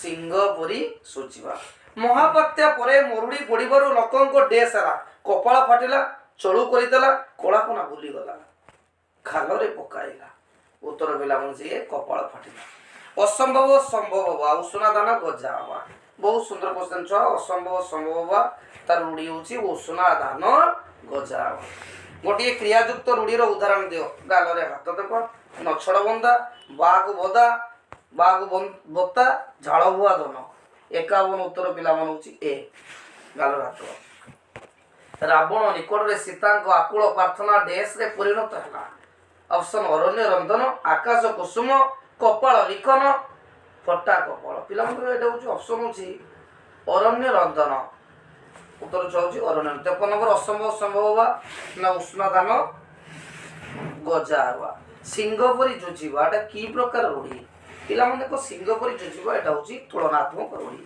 ଇଚ୍ଛା ଅନୁସାରେ ସୁବିଧା ମିଳିବା এই ভাব প্রকাশ করতে রূঢ়িটি লেখ অপশন বিরাড়ি কপালକୁ শিকা ଛିଣ୍ଡିବା ଛାତି ବୁଲାଇ ଚାଲିବା ତିଳକୁ ତାଳ କରିବା ଉଷୁନା ଧାନ ଗଜାଇବା ଉତ୍ତର ଯେ ବିରାଡ଼ି କପାଳକୁ ଶିକା ଛିଣ୍ଡିବା ଆଜିକାଲି ଭଣ୍ଡ ବାବାମାନେ ଧର୍ମ ନାମରେ ଲୋକକୁ ଟେଷ୍ଟ ଚିତା କାଟୁଛନ୍ତି ନା କରୁଛନ୍ତି ନା ରଖୁଛନ୍ତି ଭାଲୁ ଧରାଉଛନ୍ତି। ଉତ୍ତର ପିଲା ହେଉଛି ଏ ଚିତା କାଟୁଛନ୍ତି। ଦୁଇ ମାଇ ମଧ୍ୟରେ ଡେସ୍ ସମ୍ପର୍କ ସୃଷ୍ଟି ହେବା ଉଚିତ ନୁହେଁ। ଗବର ଗଣେଶ ସେଟା ତ ହବନି। ଅନ୍ଧ ବୁଝାମଣା କର ଛଡ଼ା ଓହି ନକୁଳ। ଉତ୍ତର ଛୁଆ ଜଣା ପଡ଼ିଯାଉଛି କିଛି ପଢ଼ିବା ଦରକାର ଓହି ନକୁଳ। ବୋଝ ଉପରେ ଲଳିତା ବିଡ଼ା। ବୋଝ ପୁଣି ତାପରେ ଲଳିତା ଆଉ ଗୋଟେ ବିଡ଼ା। ତାର ଉତ୍ତର ହେଉଛି ଦୁଃଖ ଉପରେ ଦୁଃଖ।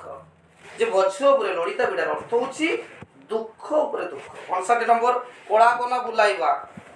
କଳା କନାରେ ଘୋଡ଼ାଇବା, କଳା କପଡ଼ା ବୁଲେଇ ଆଣିବା, ସର୍ବନାଶ କରିବା। ଚୋରି କରିନେଲେ ଛୁଆ କିଛି ନାହିଁ, ଖାଇବା ପାଇଁ ବି ଛୁଆ କିଛି ନାହିଁ, ସର୍ବନାଶ କରିଦେଲେ। ଜକ ପରି ଲାଗିବା, ଏଟା କି ପ୍ରକାର ରୂଢ଼ି? ପିଲାମାନଙ୍କ ଜକ ପରି ଲାଗିବା ଏଇଟା ସାଧାରଣତଃ ତୁଳନାତ୍ମକ ରୂଢ଼ି। ଆକାଶ କୁସୁମ କି ପ୍ରକାର ରୂଢ଼ି? ଆକାଶ କୁସୁମ ପିଲାମାନେ ହେଉଛି ଏଟା ଗୋଟେ କ୍ରିୟା ଯୁକ୍ତ ରୂଢ଼ି। କେଉଁ ପଦ ସଙ୍ଗତିରେ କ୍ରିୟାପଦ ନଥାଏ ତାକୁ କି ରୂଢ଼ି କୁହାଯାଏ? ଉତ୍ତର ହେଉଛି କ୍ରିୟାହୀନ। ଯିଏ କିଛି ମୁଖ ନ ବୁଝି ମୁଖସ୍ଥ ଖାଲି କରିବ, ଖାଲି ମୁଖସ୍ଥ କରି ଚାଲିବ, ଏଟା ହେଉଛି ଘୋଷା ବଳଦ। ଗୋଡ଼ ଟେକି ବସିବା, ନିହାତି ତାଙ୍କ ଘରକୁ ଯିବ ଖାଇତେ ଜଣା ପଡ଼ିଲାଣି ଯାଉ କଣ ଗାଡ଼ିରେ ବସିକି ବୁଲତେ ଯିବ। ଝିଅ ବାହାଘର ପରେ କ'ଣ କରିବ? ଗୋଡ଼ ଟେକି ବସିବ, ଶାଶୁ ଘରକୁ ବୁଲତେ ଯିବ। ତାହେଲେ ଅପସନ୍ ଗୋଡ଼ ଉପରକୁ କରିବା, ଗୋଡ଼ ଟେକି ରଖିବା, କିଛି କାମ ନ କରିବା, ପ୍ରସ୍ତୁତ ରହିଯିବା, ଲୁଗାପଟା ରେଡ଼ି ହେଇଗଲାଣି ଯିବ। ଉତ୍ତର ହେଉଛି 64 ଡି, ପ୍ରସ୍ତୁତ ରହିବା। କେଉଁଠି ଏକ କ୍ରିୟାହୀନ ରୂଢ଼ି? ଉତ୍ତର ପିଲାମାନେ ହେଉଛି ସି, କାଠିକର ପାଠ। ଭୀଷଣ ଚିନ୍ତାରେ ପଡ଼ିଯିବା, এই ଭାବ ପ୍ରକାଶ କରୁଥିବା ରୂଢ଼ିଟି ଲେଖ। ମୁଣ୍ଡରେ ହାତ ଦେବା, ମୁଣ୍ଡକୁ ତେନ୍ତୁଳିଆ ବିଛା କାମୁଡ଼ି ଦେବା, ମନ ମାରି ବସିବା। ମନ ମାରି ବସିବା କୋଉ ପ୍ରକାର ରୂଢ଼ି ପିଲାମାନେ? ସି, ମୁଣ୍ଡକୁ ତେନ୍ତୁଳିଆ ବଛା କାମୁଡ଼ିବା, ବେଶୀ ରାଗିଯିବ ସେଇଟା ଆଉ। ବୃଥା ପରିଶ୍ରମ ରୂଢ଼ି କ'ଣ? କୁହୁଡ଼ି ପରିବା, ଜିରାରୁ ଶିରା କାଢ଼ିବା, ଝିଟିକା ମାରି ଗଣିକି ବସିବା, ବୃଥା ପରିଶ୍ରମ। ଉତ୍ତର ପିଲାମାନେ ହେଉଛି ଏ, କୁହୁଡ଼ି ପରିବା। କପାଳ ଫାଟିବା, କପାଳ ଫାଟିବା ଏ ରୂଢ଼ିଟିର ଅର୍ଥ କ'ଣ? ଉତ୍ତର ହେଉଛି ପିଲାମାନେ ସର୍ବନାଶ ହେବା। ଜପାମାଳି ଅର୍ଥ ହେଉଛି ଅତି ପ୍ରିୟ। ସେ ମୋ ସମ୍ପତ୍ତି ଉପରେ ଡେସ୍ କରିଛି, କ'ଣ ଅଛି? ଆଖି ପକାଇଛି। ସେ ମୋ ସମ୍ପତ୍ତି ଉପରେ ଆଖି ପକାଇଛି। ତାଙ୍କର ଡେସ୍ ମନୋଭାବ ଯୋଗୁଁ ପରିବାରଟା ଉଜୁଡ଼ି ଗଲା। ଏବେ ଛୁଆ କହିଲେ ନଛଡ଼ ବନ୍ଧା। ଯେଉଁ ପଦ ସଙ୍ଗତିରେ କ୍ରିୟାପଦ ନଥାଏ ତାକୁ କି ପ୍ରକାର ରୂଢ଼ି କୁହାଯାଏ? ଉତ୍ତର ପିଲାମାନେ ହେଉଛି ଏ, 72 ନମ୍ବର ବି ଉତ୍ତର କ୍ରିୟାହୀନ ରୂଢ଼ି। କେଉଁଠି ଏକ କ୍ରିୟାହୀନ ରୂଢ଼ି? 73 ନମ୍ବର ସି ଛୁଆ କାଠିକର ପାଠ। କେଉଁଠି କ୍ରିୟାହୀନ ରୂଢ଼ିର ଉଦାହରଣ ଅଟେ? ଡି, କର ଛଡ଼ା। ପିଲାମାନେ ଦେଖ, ଆଜି ତମ ସହିତ ମୁଁ ରୂଢ଼ିର ସମସ୍ତ କ୍ୱେଶ୍ଚନ୍ ଡିସ୍କସନ୍ କଲି। ଆଗକୁ ମଧ୍ୟ ଆହୁରି ଗ୍ରାମର ଡିସ୍କସନ୍ କରିବି। ଭିଡ଼ିଓ ଯଦି ପିଲାମାନେ ଭଲ ଲାଗିଥାଏ ନିହାତି ଚ୍ୟାନେଲକୁ ଲାଇକ୍ କରିବ, କମେଣ୍ଟ କରିବ, ସବସ୍କ୍ରାଇବ୍ କରିବ ଏବଂ ସାଙ୍ଗମାନଙ୍କୁ ସେୟାର କରିବ।